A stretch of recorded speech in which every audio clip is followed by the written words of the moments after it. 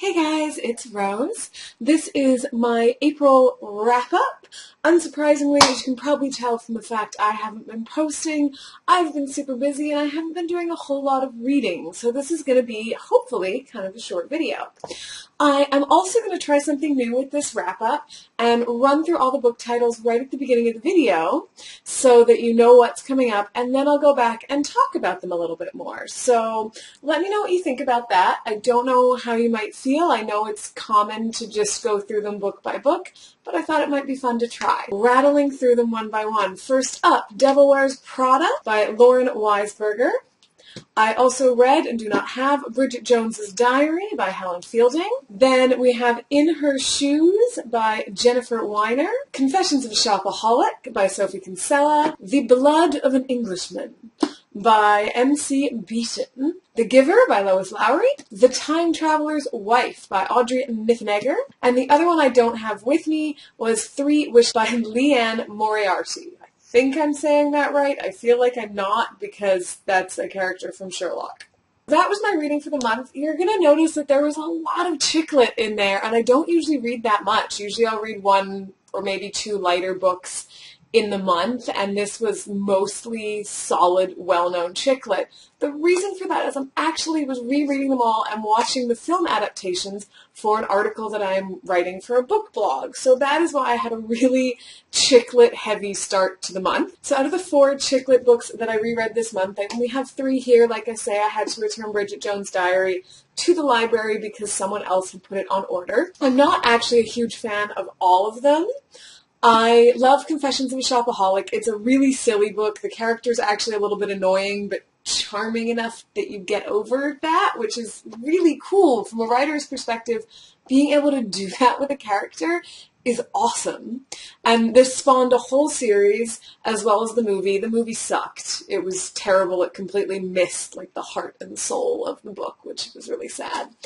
But I do love the series, and you've seen me talk about Sophie Kinsella before. I think she's just a really great author, and I can read her books in like an hour, which I love. It's so nice to be able just to relax for an hour, read a book, put it down. Out of the other ones, I'm not a huge fan of the Bridget Jones series. I find the main character kind of annoying, but not in so much of a charming way, kind of in a, oh, for God's sake, woman kind of way.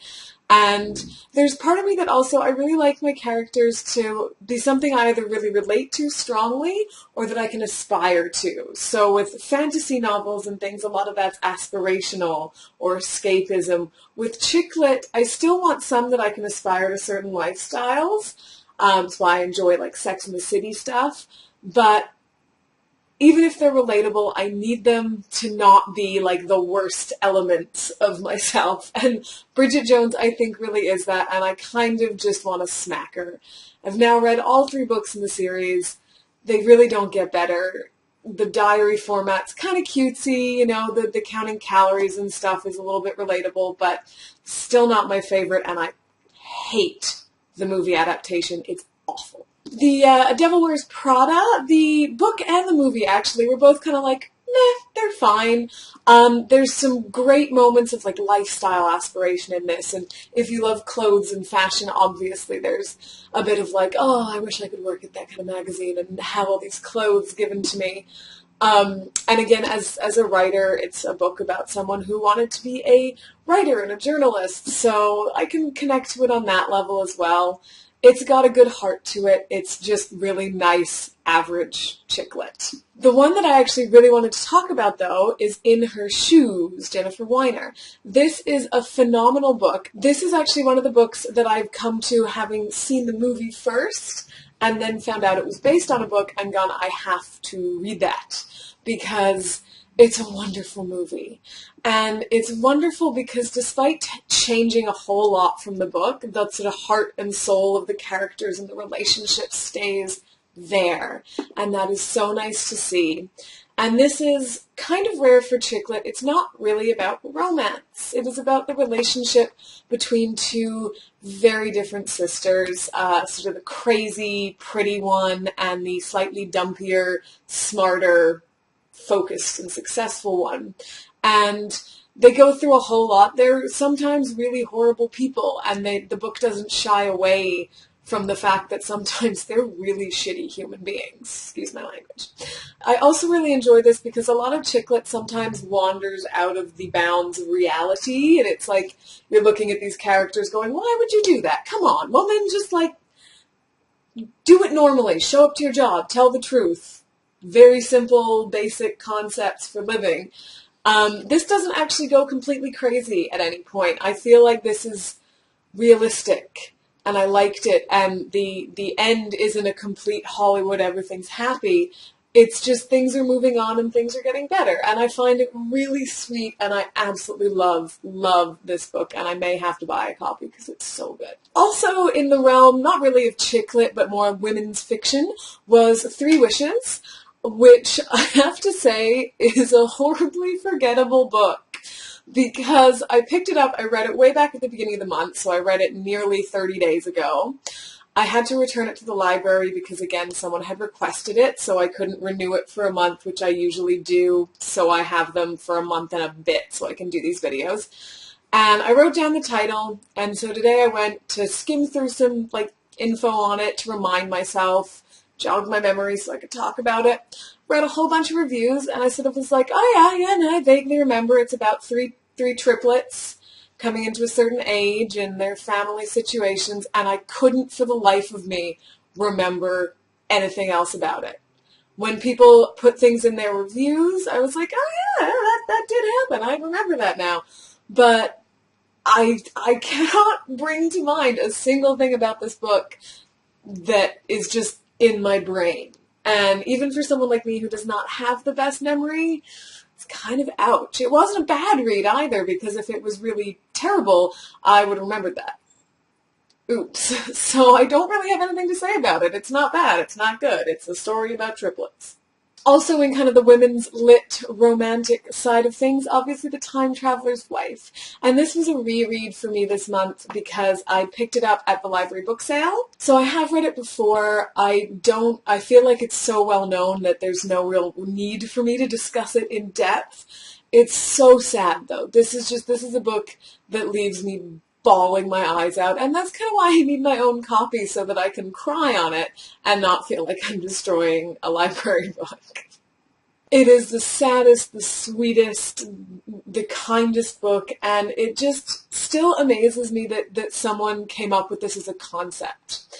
And there are a few books, there's a lot of books that I think of as like, oh yeah, this like sci-fi cool idea that's a variation of utopia, dystopia, technology taking over, telepathy, evolving, whatever. There's so many variations on chick lit or women's lit, which is like, oh, you're talking about things that happen in life. And then there are books like this that you're just thinking, how did that appear in your brain? You genius, dirty genius, you. I want it. I want to have that concept. And I love it. And it's perfect. And if you haven't read it, you really need to. Last two, one was The Giver by Lois Lowry. I actually read this. I never read this in school. I know most people did, maybe because I went to school in the UK, but I never read this. I did watch the movie this year, and so when I saw it on the shelf at the library sale, I was like, yeah, sure, I'll pick that up. I was actually surprised by how tiny it is. It's like a teeny little novella of a book, and I kind of expected something bigger, and I was pleasantly surprised by how much was fit in to this teeny tiny book. Obviously, it's a great book. Because I was reading it after the movie, I really had that in my head the whole time, which I think made it a little different for me, but it's still a great book, and it's tiny. It took me half an hour. For a book that you can read in half an hour, just read it. Read all of them. Then finally, The Blood of an Englishman by M.C. Beaton. And it has this little thing on the front, Agatha Raisin's 25th adventure. So Agatha Raisin is the main character. She is a private detective, and this is part of a long series of detective novels. And I picked it up because I enjoyed the No. 1 Ladies Detective Agency so much that I thought I'd try another one. It wasn't as good. It was a quick read, but honestly, I found it a little jarring. I didn't feel it was very realistic. I felt very surprised in reading that it's the 25th book in the series, because I kind of expected a little more development, and I also ended this book, obviously I'm not going to spoil the mystery for you, but basically a man is killed in a horrible, brutal way, and she just goes through trying to find out who did it. It's a very simple whodunit style book, and I kind of felt at the end that I was like, well, I don't...